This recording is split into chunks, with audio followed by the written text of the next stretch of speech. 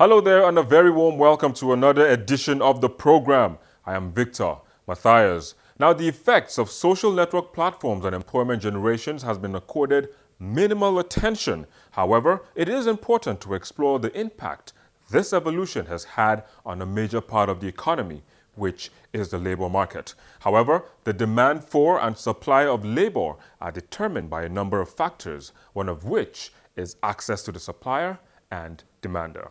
Today on the program, we will be beaming our searchlight on how social media can bridge that gap. But before we come to that, let's take a look at hashtags and stories that got the social media bubbling in the past week.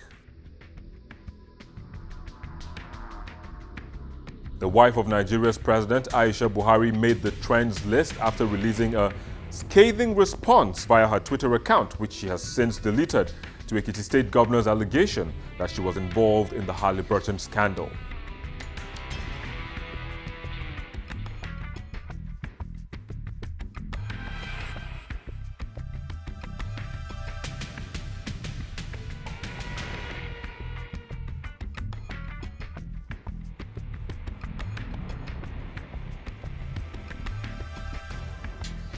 The Ekiti State Governor again features on the list after his account was frozen by Nigeria's anti-graft agency, EFCC, despite his immunity as a governor in the country. That has generated a lot of debates on whether or not it is constitutional.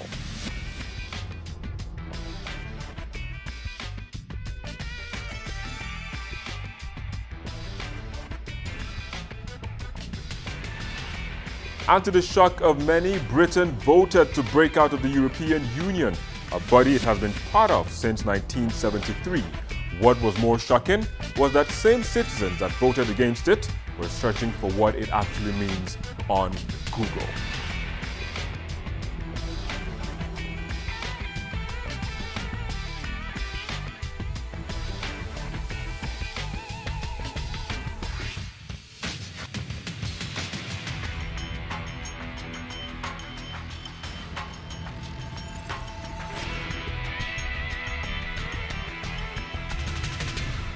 Well, how amazing that can be. But back to the focus of our program. Today, I am joined by a host of Nigerians who will be telling us the opportunity or otherwise that lies in social media. So now let's begin with the opportunities that one can take advantage of in terms of job creation in the social media space. Well, I think social media now happens to be a platform that a lot of people are buying into, basically because it beats all the odds. It's open and it's free and it's accessible. I think it's one that you really don't have to go through a whole lot of process before you can actually make use of. So of course it's a very open platform, and a lot of people are buying into it because we're having more people coming on social media, in terms of marketing, and of course people who are actually in government. So I think the opportunities in the social media world abound, and I'm very, very optimistic that so far so good. We've not even utilized 5% of the opportunities embedded in social media so far. It's like a global community where you can actually reach your audience, you can reach clients, you can reach friends, you can reach followers, you can reach, you can reach basically everybody that happens to fall under your target audience. And of course, it's like I said earlier, it's a global platform. I do agree with them on a very large extent because so the level of IT penetration, social media penetration in Nigeria is still somewhat low. You realize that what happens within the social media sphere is still among like it collect. It's just between a group of people. Yeah. So like on a daily basis, if you look at the trends in social media in Nigeria, you still realize that there are those few influencers, more or less, who consistently put up issues in the front burner, and those issues get to trend and become like a national, or begin to trend in Nigeria or in Lagos or in Abuja. So there's still a level of it's still kind of low. I mean, in terms of the number of usage, the number of people who use it, and the frequency. There's also one thing like in social media. That has to do with you using, I mean, being on the platform, and then the level of consistency that you kind of show that also helps you drag or draw a lot of audience to yourself, and the content you also put out there. So I agree that yes, we are still lagging behind in terms of social media use,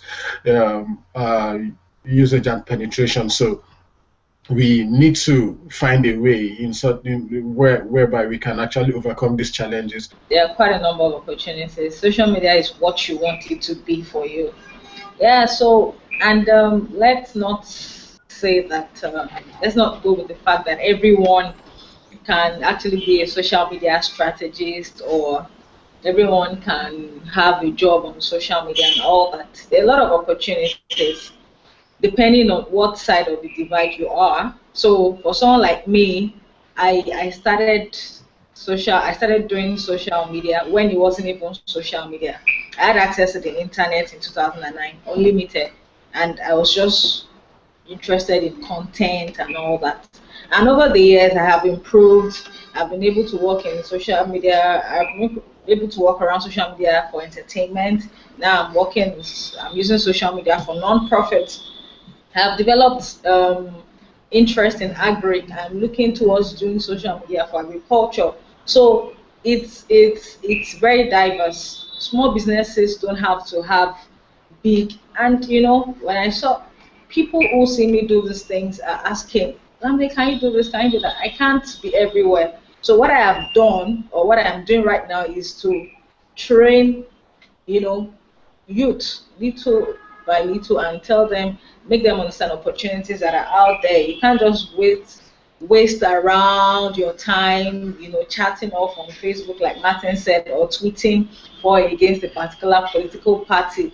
Most of the people who are doing this are unemployed, and they are so blindfolded with it.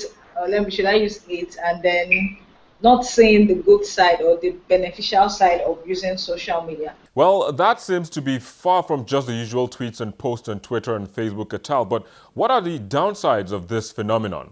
If data is not affordable, how can a young person or even a jobless and unemployed person be able to use data to access information in such a way that it will help him to also earn an income? So these are all the challenges. These are the few challenges that actually impair the level of social media use or internet use in Nigeria, if you ask me. Because at the end of the day, you send a video that somebody should actually watch, maybe on YouTube, how to start up a business from your garage, or how to start up a business from your bedroom. And the first thing he's considering is, okay, this YouTube video is about 20 minutes or 30 minutes. And by the time I'm on maybe MTN or Etisalat data or Glow data bundle plan, and that to watch that video will probably cost them 50 MB, and then all they can afford is 100 MB, and then by the time they start looking at, if I watch this video with my 50 MB, what am I going to use to either share the video again or maybe watch the video again? Because obviously one-time watch will not be enough for that kind of. So the cost of data is also affecting. One of the challenges that I think we may be facing is the fact that of course, on the issue of security, we have seen situations where a social media hookup turned out tragic at the end of the day, and it sort of sets some people back, to think that you have to be communicating with strangers that you do not know from anywhere, and somehow you get to meet them and you probably have a relationship or a business relationship, or a personal relationship with them. And of course, I think these are just one of the challenges that need to be put in check. Let's always have some sort of background check on people that we are meeting. I think the issue of security is actually one very, very strong factor that may hinder the free use or the free flow of social media And of course, he said something about data. And of course, for social media to thrive, you know that data has to be affordable and accessible. All right, just hold it for a minute. We'll take a quick break and I'll be back shortly.